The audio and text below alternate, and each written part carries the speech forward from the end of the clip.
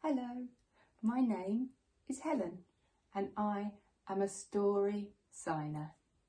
Today I'm sharing this book with you and it's called The Smartest Giant in Town, and it's written by Julia Donaldson and illustrated by Axel Scheffler. Let's go.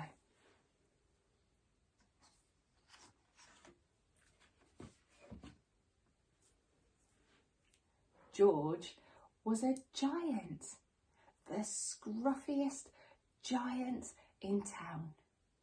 He always wore the same pair of old brown sandals and the same old patched up gown. I wish I wasn't the scruffiest giant in town, he said sadly.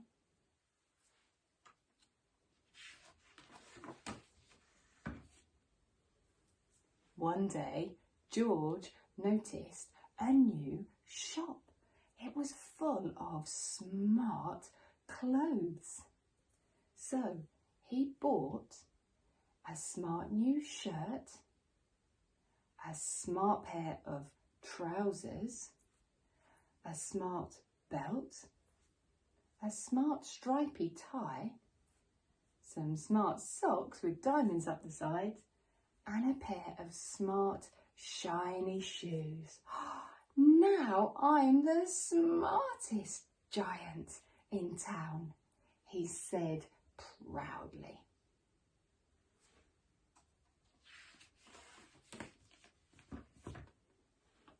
George left his old clothes behind in the shop. He was about to go home when he heard a sound. On the pavement stood a giraffe who was sniffing sadly. "What's the matter?" asked George. "It's my neck," said the giraffe. "It's so very long and so very cold. I wish I had a nice warm scarf." Poor giraffe. "Cheer up," said George, and he took off his stripy tie. "It didn't match my socks anyway," he said as he wound it round and round the giraffe's neck. It made a wonderful scarf. "Thank you," said the giraffe. George strode towards home, singing to himself, "My tie is a scarf for a cold giraffe, but look me up and down. I'm the smartest giant in town."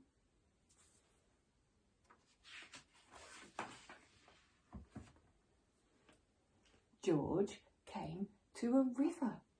On a boat stood a goat who was bleating loudly.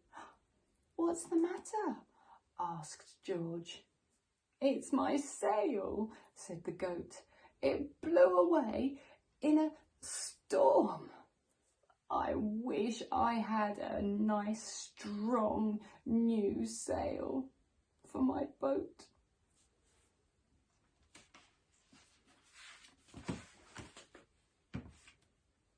"Cheer up," said George, and he took off his new white shirt. It kept coming untucked anyway, he said, as he tied it to the mast of the goat's boat. It made a magnificent sail. "Thank you," said the goat. George strode on, singing to himself, "My tie is a scarf for a cold giraffe. My shirt's on a boat as a sail for a goat. But look me up and down. I'm the smartest giant in town."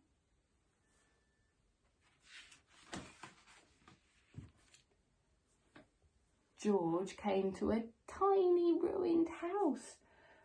Beside the house stood a mother mouse with lots of baby mice. They were all squeaking. "What's the matter?" asked George. "It's our house," squeaked the mother mouse.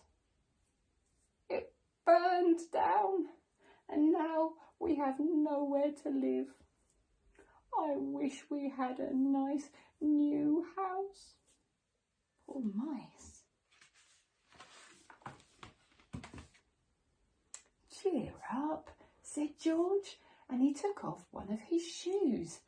"It didn't match my socks anyway," he said, as the mouse and her babies clambered inside. The shoe made a perfect house for them. "Thank you," they squeaked. George had to hop along the road now, but as he hopped, he sang to himself. "My tie is a scarf for a cold giraffe. My shirt's on a boat as a sail for a goat. My shoe is a house for a little white mouse. But look me up and down, I'm the smartest giant in town."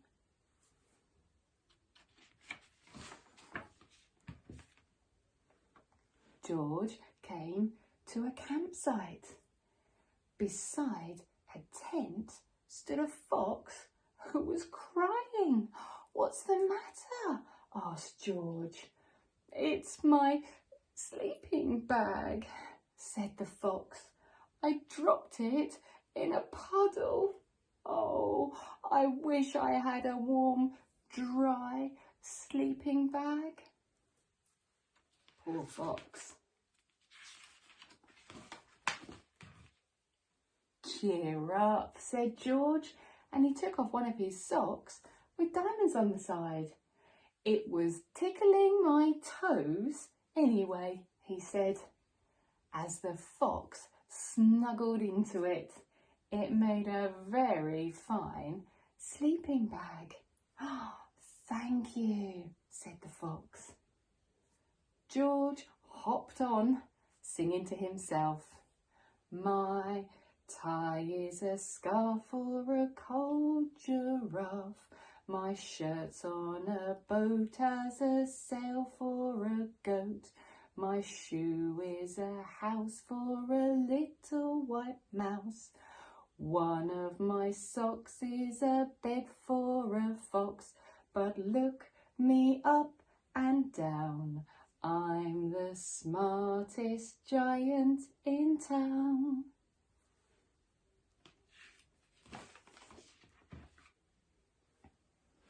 George came to a big squelchy bog. Beside the bog stood a dog who was howling. "What's the matter?" asked George. "It's this bog," said the dog. "I need to get across, but I keep getting stuck in the mud. I wish there was a safe, dry path." It's a French dog. "Cheer up," said George, and he took off his smart new belt. "It was squashing my tummy anyway," he said, as he laid it down across the bog. "It made an excellent path." "Thank you," said the dog. The wind started to blow, but George didn't mind. He hopped on, singing to himself. "My tie is a scarf for a cold giraffe. My shirt's on a boat as a sail for a goat. My shoe is a house for a little white mouse. One of my socks is a bed for a fox. My belt helped a dog who was crossing a bog. But my trousers are falling down.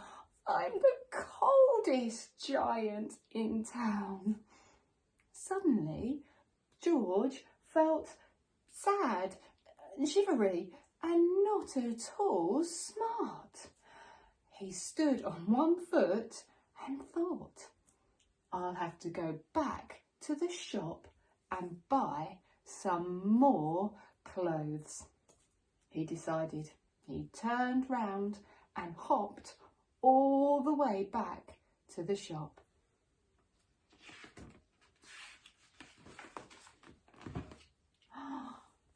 But when he got there, it was closed.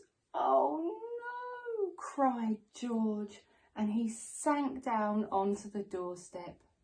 A tear ran down his nose. He felt as sad as all the animals that he had met on his way home. Then, out of the corner of his eye, George saw a bag with something familiar poking out of the top. He took a closer look. My gown, he cried, my dear old gown and sandals. George put them on.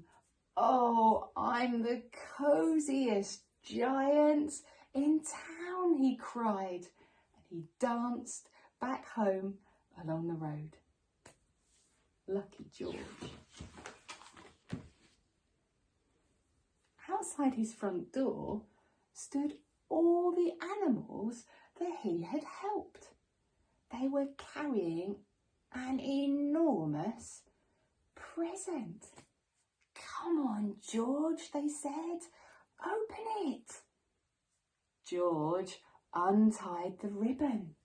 Inside was a beautiful gold paper crown and a card. Look inside the card, George, said the animals. George put the paper crown on his head and opened the card. Inside it said, your tie is a scarf for a cold giraffe. Your shirt's on a boat as a sail for a goat. Your shoe is a house for a little white mouse. One of your socks is a bed for a fox. Your belt helped a dog who was crossing a bog. So here is a very fine crown to go with the sandals and gown of the kindest giant in town.